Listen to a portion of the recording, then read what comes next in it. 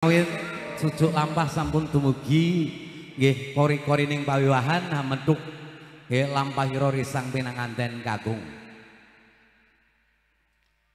Lha bulane apa to dadi dalang sumpah nganti kemringet kandhane. Nggih. Yakin wis ora dienggo ilmu iki malah iki. Wah luar biasa apa meneh di shooting karo DWS bahkan siaran langsung melalui live streaming Facebooknya Mas Yanto, Facebooknya DBS, video syuting TV-ne wong punya gawe. Ya alhamdulillah yang saat ini senantiasa bekerja sama. Jadi ini kita ambil secara maraton saja, tidak usah formal pakai bahasa Jawa gitu. Wong dasare kula nganggo basa Jawa ya nggih grawul-grawul kok.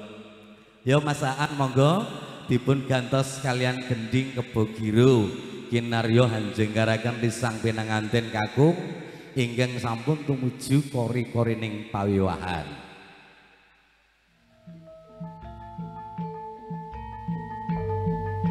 Sampun kapireng ungling gending kebogiro mertandakne kinaryo hanjenggaraken risang pinanganten kakung ingkang kaeringan dening Sang Sudarmanira dalah sang ibunira.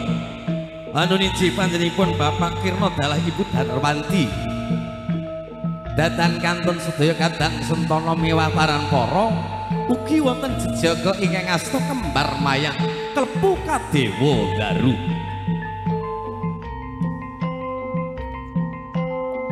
Ugi kadherekaken sang cucu lampah Anuniji Diahayu Rini SPD ingkang dumugi saking tlatah unit kalih desa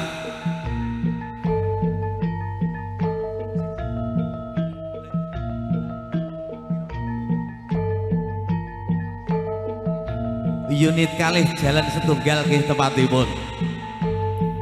Ketinggal gilar-gilar candranira risang pinanganten kakung dasare ngagem kulukanigara busana cemeng ireng kresna yen Cinandra saking Mandrawa kadosta dening raja sedina lan ugi kapayungan tungguling asmara mugi mawan risang pinanganten anggenipun bangun bebrayan tansah kaparingan kabegjan kamulyan ngantos dumugi puputing yuswa. Ketinggal manjing sampun wonten ing sasana pawiwahan risang pinanganten kakung kinang Mas Bagus Abim Wahyu Ardika sakutawis kandhik lampahira risang pinanganten ing sekawit wonten ngarsanipun risang pinanganten wonten sagelaran gedhong raja ijo godhong raja ijo ingkang inggilipun wonten Bokor Kencana kaisenan tirta wening wonten saklebeting kendhaga wonten Sekar Pancawarna Sekar Kanthil Mawar lan sapanunggalane ateges utawi Sekar menika mengku teges mugi risang pinanganten kalih tansah kumantil ing mitra mawar hangarum hangelai wonten ing saindenging bawana gandheng sawetawis risang pinanganten kakung utawi Mas Bagus Abim Wahyu Hardika dupi ngawuningani sang garwanira ingkang pinuju lenggah wonten ing kursi gading damparing kencana sigro jingkar saking papan palenggahan risang pinanganten putri Diahayu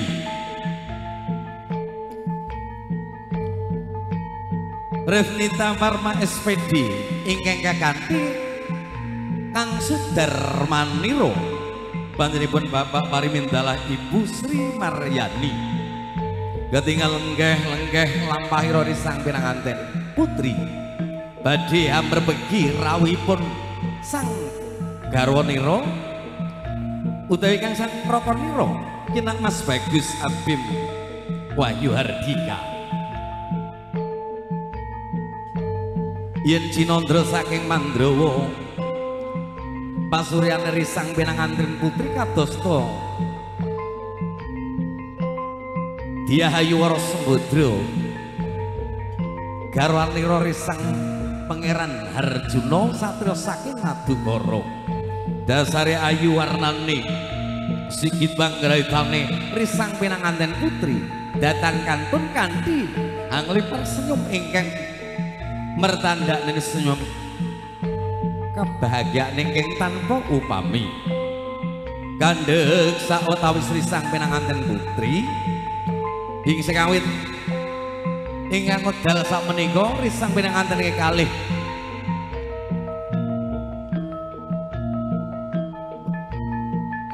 badhe ngawontenaken anu pedhot benang lawe nggih kalajengaken balangan gantalan suruh ingkang dipun pratitisaken kalian Devi Indah Pelaminan ingkang wekdal sakmenika nggih maringi kaindahaning swasana wonten ing wekdal sapunika sigra-sigra anglawe hastanira risang pinanganten putri dalah risang pinanganten kakung ingkang wekdal menika sampun ngawontenaken balangan gantalan suruh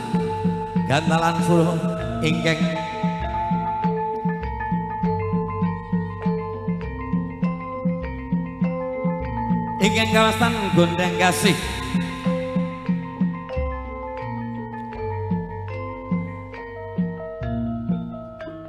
kalampah sampun risang pinanganten kekalih anggenipun balangan gantalan suruh senajan to suruh beda lumuahan kurpi yen ginigit anamung padha rasane mangku ing mengusedya risang pinanganten kekalih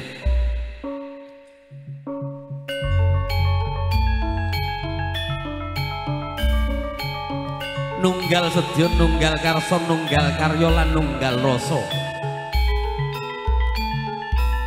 paripura sampun anggenipun ngawontenaken bantalan suruh balangan gantalan suruh sehingga kalajengaken wali kandi ngawontenaken bidak tigan pecah sampun andalacara ambase wonten ing sabeting Bantala menggo teges mugi risang pinanganten kekalih pecah saking wal saking kula wentahipun tiang asepah kekalih sigra-sigra jejaka lan kenya ingkang wekdal sakmenika ngasta kembar mayang klepu kadewa daru aboten kaping 3 risang pinanganten ing wekdal sakmenika sampun gandengan asta ing sedya badhe jumangga sukunira tumuju dhateng kursi gading damparing kencana ingkang gilar-gilar linambaran babut permadani trite sing kencana ketingal semunar cahyane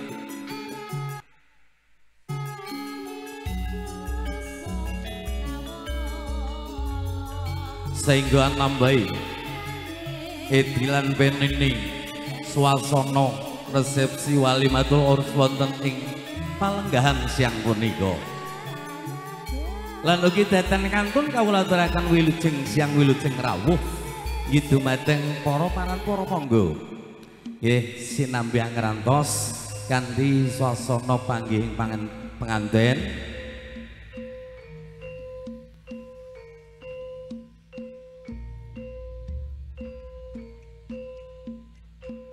sigra-sigra saking Devi Indah Pelaminan ingkang kejibak meratitisaken risang panggihing risang pinanganten ing siang punika angasta sampun jarik kawung utawi sidur kapasrahaken dumateng panjenenganipun Bapak Parmindalah Ibu Sri Maryani kinarya hanggendong putra lan putri utawi hanggendong ki penganten soho nyi penganten ingkang badhe kalarapaken tumuju dhateng kursi gading damparing asmara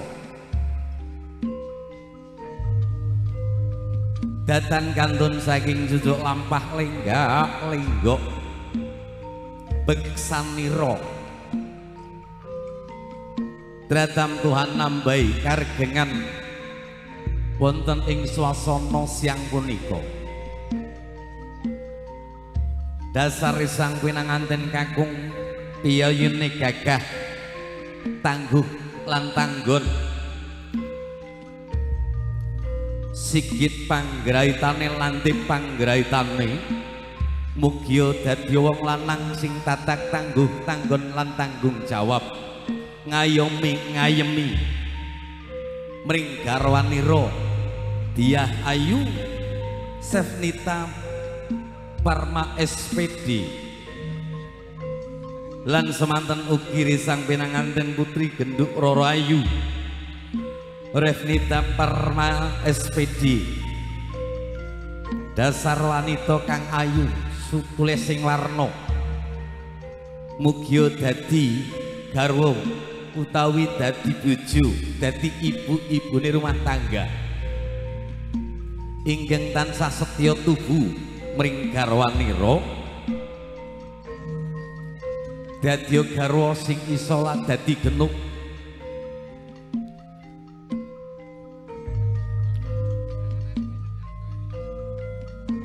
lun-lunan lampahira risang pinanganten kakung dalah risang pinanganten putri ingkang kagendong dening sang Sudarmanira dalah sang ibu nira kandi gliak lampahira panjenenganipun Bapak Parimin dalah Ibu Sri ingkang wedal sak menika badhe nglarapaken kang putra manjing wonten ing sasana pawiyahan minggah dateng Datuloyagung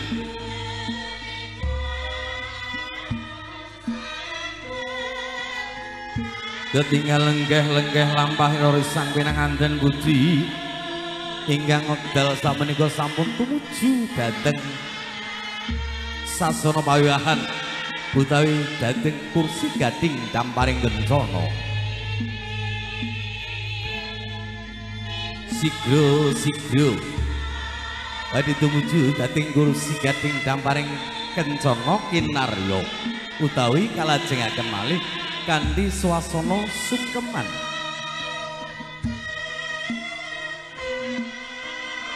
datang kantun sang Sudarmanira panjenenganipun Bapak Parimin dalah Ibu Sri Maryani ugi panjenenganipun Bapak Kirna dalah Ibu Darwanti ingkang tansah utawi datan pun kantun andampingi putraan putrinipun ingkang wekdal sakmenika sampun pinak lenggah wonten ing kursi gading damparing kencana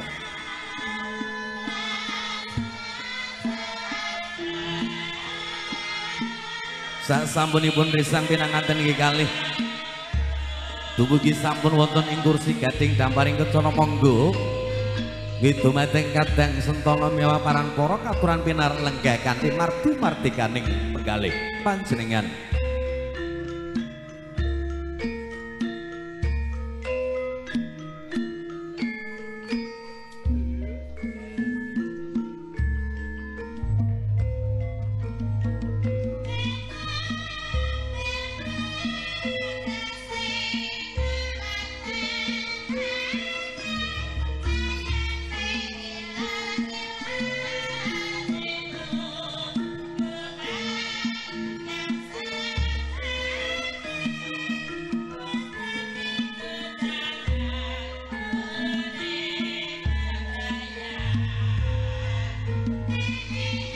ketinggal semunar cahyane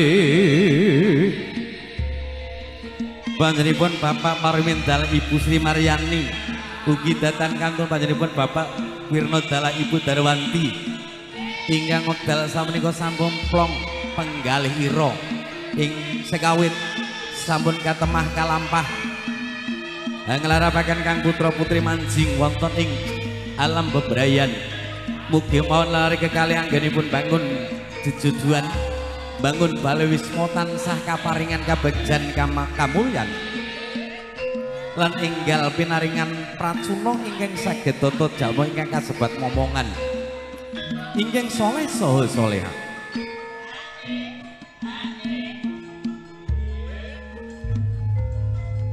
Kandi ungling gending Sri Rahayu Kinaryo angaringi risang pinanganten kekalih ingkang badhe ngawontenaken sungkeman mring Sang Sudarmanira utawi catur tiyang sepah anu ninggih panjenenganipun Bapak Parimindala Ibu Sri Maryani utawi dumateng panjenenganipun Bapak Kirnodala Ibu Darwanti.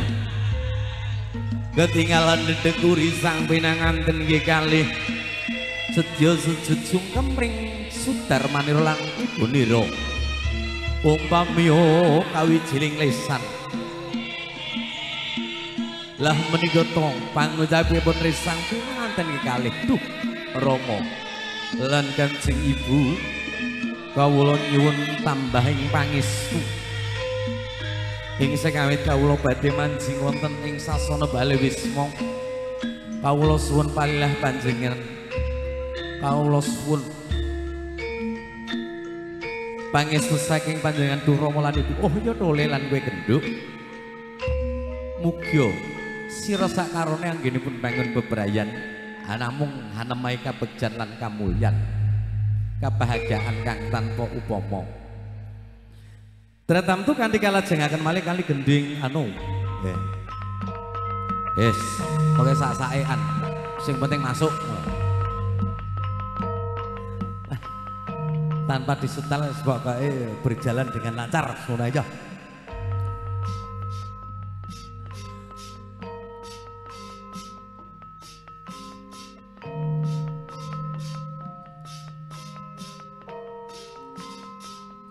Ketinggal pinarak lenggah panjenenganipun Bapak Kirnodala Ibu Darwanti angedeng yen Cenandra saking Mandrawa ketinggal tiyang sepah ingkang agung amrabawani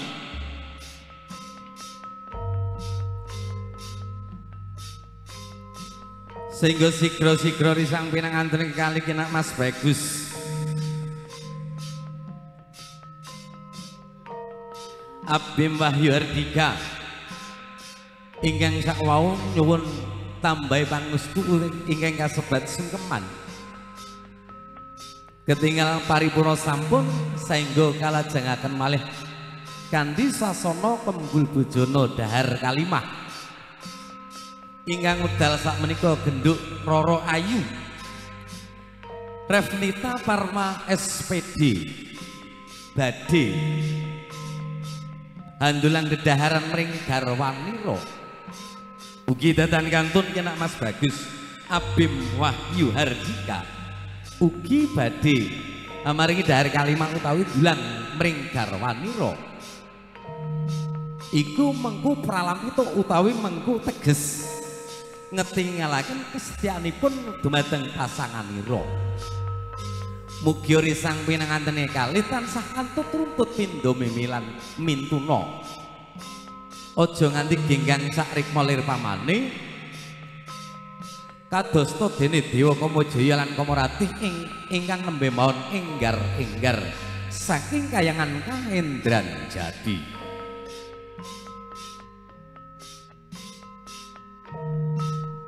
Gandhe sigra Ibu Dewi ingkang kinarya maratitisaken kanthi swasana panggih manten balangan gantalan suruh pidak tigan dalah sungkeman kalajengaken malih kanthi swasana Dahar Kalimah ketinggal gumujeng risang pinangantene kalih mertelakaken risang pinanganten kekalih saogya angrasaken kabahagiaan ingkang tanpa upami ing sekawit sampun katemah lan kalampah wau dalu antawis jam 09.00 dalah jam 12 ingkang sampun ngucapaken ijab kabul mugi mawon risang pinanganten kekalih yang mana saat ini betul-betul sudah mendapatkan dambatan hati belahan jiwa mendapatkan pasangan hidup sehingga terbawa sampai ayat yang memisahkan atau maut yang memisahkan beliau berdua dalam mengarungi bahtera rumah tangga. paripurna sampun anggenira risang pinanganten kekalih ngawontenaken Kembul Bojono Dar Kalimah pramila kawula suwun kanthi sanget dumateng para kadang sentana mbok bilih badhe ngawontenaken foto keluarga nggih kula katuran siap-siap ing sak mangke nggih dipun pratitisaken kalian fotografi ingkang wekdal sak menika tinanggenah nggih dados sinar sungging utawi ngabadhekaken ganti sasana ingkang kebak ing suka lan gembira.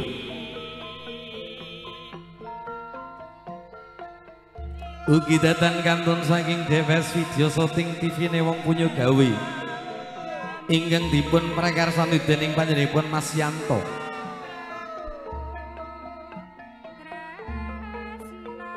Ingkang tinanggenah supadosa angliput wonten ing sang punika.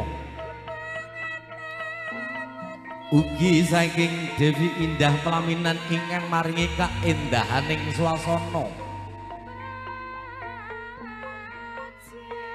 Dalam cover saking panjenenganipun Mbak Jalsi mugi mawon anggenipun kita makarya sareng ing sang punika.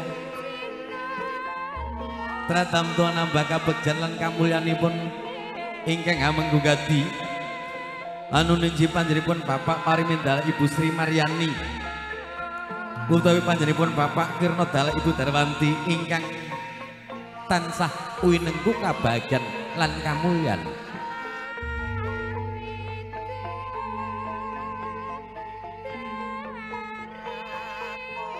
Ugi datan kantun kanthi ungling swanten ingkang kung kumangkung ingkang kasambung kalian ambasador tratamtu musik legend ingkang sampun boten asing malih tumraping panjenengan lan ugi karameaken dening sedaya waraga waraganing ambasador ingkang dipun pandegani dening anak masih ambasador Mas Jimmy dalam Mas Edi, Mas Kadi, Mas Niko dalam Mas Bun.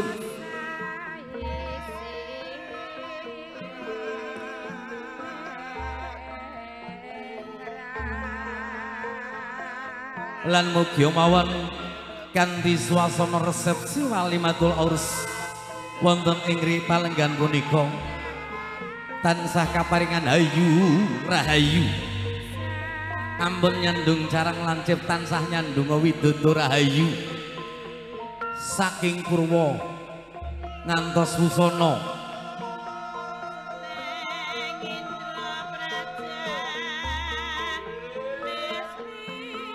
tansah kaparingan keselamatan. Ugi datang kantun dumateng panitia para wiranem pemuda lan pemudi anggenipun sabiyantu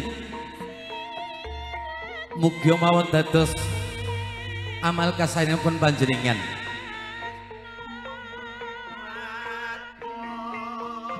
Langkung-langkung dumateng para tamu ingkang sampun kersa ngrawuhi anggenira panjenengan maringi duolan restu dungolan restu dumateng penganten sonya penganten. Mugi nambah kegiatan, mugi nambah kabegjan lan kamulyan kebahagiaan ingkang tanpa upami ingkang tumantuk dumateng risang pinanganten kekalih. Nun inji menika Kinak Mas Bagus Abim Wahyu Ardika utawi Diahayu Revnita Farma SPD Saindo cekap semanten anggenipun kawula nyandra bunging panuwun ingkang tanpa upami dumateng Mbak Devi. Terima kasih yang tak terhingga buatnya fotografi. Terima kasih sebanyak-banyaknya buat Mas Yanto DVS Video Shooting TV-nya wong punya gawe. Terima kasih dengan segala perhatiannya. Adapun kesalahan dan ataupun kekurangan daripada kami, mohon maaf yang sebesar-besarnya. Dikarenakan dengan adanya kami nggih kawula anggenipun manggihaken utawi napa nggih sing diaturaken kali protokol niku dalang. Waput lho dalang lho sumpah. Nggih. Nek dalang jan ora pane dalang kerusuhan nggih pantes. Nggih, kawula nyuwun pangapunten Mbak Devi, sukses selalu kagem panjenengan. Sehingga iki kawula akhiri wabillahi taufik wal hidayah. Wassalamualaikum warahmatullahi wabarakatuh. Sehingga dengan adanya waktu langsung kita alihkan ke suasana panggung hiburan. Yo monggo Mas Jackson. Buat mau rasidu Jackson malah penak entok.